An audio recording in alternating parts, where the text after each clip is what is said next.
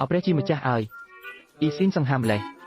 ចេញទៅឆាប់ខ្ញុំបានប្រាប់អ្នកតាំងពីយូរហើយថាអ្នកមិនអាចទៅហែទឹកម្នាក់ឯងបានទេនៅតាមផ្លូវពីអាហារដ្ឋានសាលារៀនក្រោយពេលចេញសាលាអាខ្លាញ់តូចបានធ្វើឲ្យខាងជួនដោយចៃដន្យបែរជាទៅឆ្ងាយជាច្រើនគីឡូម៉ែត្រហើយគេក៏បានតាមខ្ញុំមកដល់ផ្ទះដោយស្មោះត្រង់គេបានទៅផ្សារទំនើបហើយទិញភេសជ្ជៈមួយដបធំជាសំណងជូនខ្ញុំនៅក្នុងចិត្តខ្ញុំគេបានរួចផុតពីកំហុសទាំងស្រុងហើយម៉ាក់លៀងជើងពេញមួយរសៀលគួរឲ្យអស់សំណើចណាស់សមិទ្ធផលកូនឆាប់ត្រឡប់មកវិញស៊ីជើងធំទៅអព្រះជាម្ចាស់ឲ្យអ៊ីស៊ីនសង្ហាមម្លេះ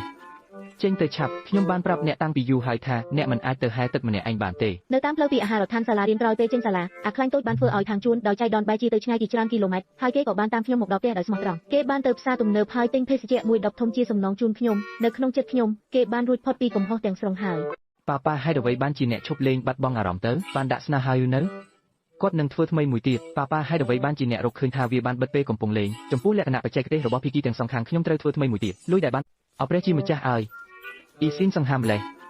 ចេញទៅឆាប់ខ្ញុំបានប្រាប់អ្នកតាំងពីយូរហើយថាអ្នកមិនអាចទៅហែទឹកម្នាក់ឯងបានទេនៅតាមផ្លូវពីអាហារដ្ឋានសាលារៀនក្រោយពេលចេញសាលាអាខ្លាញ់តូចបានធ្វើឲ្យខាងជួនដោយចៃដន្យបែរជាទៅឆ្ងាយជាច្រើនគីឡូម៉ែត្រហើយគេក៏បានតាមខ្ញុំមកដល់ផ្ទះដោយស្មោះត្រង់គេបានទៅផ្សារទំនើបហើយទិញភេសជ្ជៈមួយដបធំជាសំណងជូនខ្ញុំនៅក្នុងចិត្តខ្ញុំគេបានរួចផុតពីកំហុសទាំងស្រុងហើយប៉ាហេតុអ្វីបានជាអ្នកឈប់លេងបាត់បង់អារម្មណ៍ទៅបានដាក់ស្នេហាយូរនៅ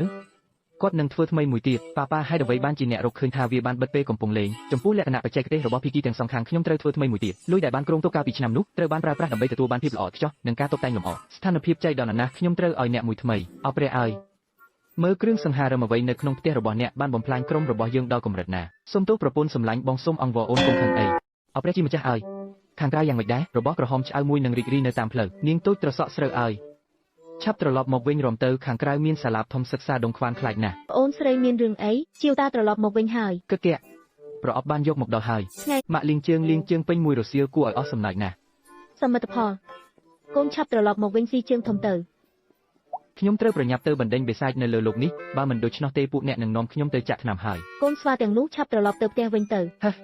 ខ្ញុំមិនចុះទៅទេកុំសង្ឃឹមថានឹងបបបញ្ឆោតខ្ញុំបានថ្ងៃនេះហេតុអ្វីបានជាមានមនុស្សច្រើនយ៉ាងនេះកំពុងមើលនៅតាមផ្លូវខ្ញុំឆ្ងល់ថាតើពួកគេស្គាល់ខ្មោចទេគួរឲ្យភ្ញាក់ផ្អើលនៅតែមានអ្នកតាក់ទងអ្នកទៀតរឿងមិត្តរួមទៅខ្ញុំមិនអីទេគឺសុទ្ធតែជាការទទួលខុសត្រូវរបស់អ្នកទាំងស្រុងសេដ្ឋកិច្ចផែនការមនុស្សទិញសម្លៀកបំពាក់ប៉ុន្មានដុំក្នុងធុងសម្រាមសម្លៀកបំពាក់របស់អ្នកមិនមែនជាលុយរបស់ខ្ញុំទេផ្លូវថ្មើរជើងគ្មានមនុស្សមកទេឥឡូវនេះគាត់បាននៅពេលយប់ទៀតហើយឆ្ពោះទៅអ៊ីរ៉ង់របស់របរកន្ទុយរួចប្រញាប់ទៅគេងបាត់ទៅហើយពួកគេក៏ជាវផេងហេតុអ្វីបានជាអញទៅប៉ះពាល់បង្អួចកញ្ចក់របស់ផ្ទះណាគេនៅដាលៀនបែបប្រពៃណីអ្នកលេងអ៊ីនធឺណិតបានឃើញបបរកំទេចកញ្ចក់នៅផ្ទះលោកយាយ12ប្រកាសជាសួរថាហេតុអ្វីបានជាអីចឹងនិយាយតាមត្រង់ទៅបើអញនិយាយផ្ដេសផ្ដាសប្រយ័ត្នខ្ញុំវាយអញហើយកូនឈួតតើអញចិត្តណាបោះបោលទៅលើបង្អួចកញ្ចក់ផ្ទះមែនទេខ្ញុំគិតថាឋានសុខមែនទេក្នុងផ្នែកណាដែលបែបនេះគឺជាវផេងមុននេះបានចិត្តណាប្រើដុំថ្មគប់កញ្ចក់គេបន្ទាប់មកខ្ញុំក៏នឹងវីដែរខកចិត្តហើយឆេមី